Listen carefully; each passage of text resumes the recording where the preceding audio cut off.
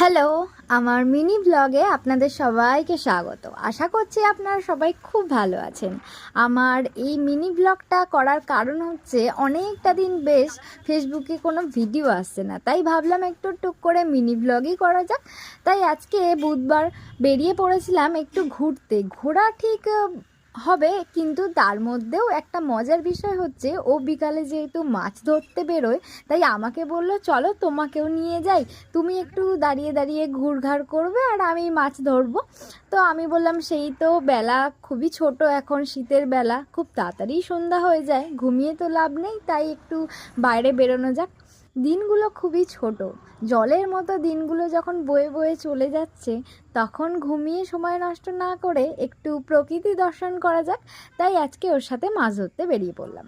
আমি তো ধরবো না, কিন্তু বলতে না বলতেই দেখুন দুবার ফেলতে না ফেলতেই একটা মাছ ধরে ফেলেছে। যে মাছটা হলো সেটা শাল মাছের বাচ্চা, আমরা তো কেউ খাই না।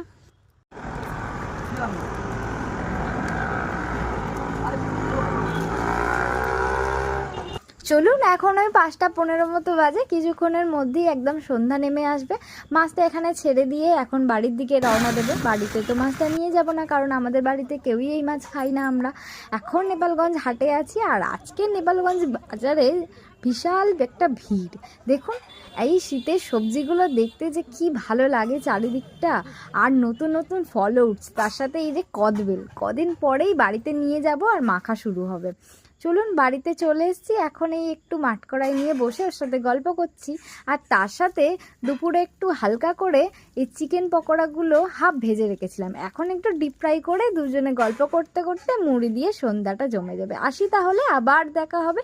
আপনারা সবাই ভালো থাকবেন, টাটা সবাইকে, গুড নাইট।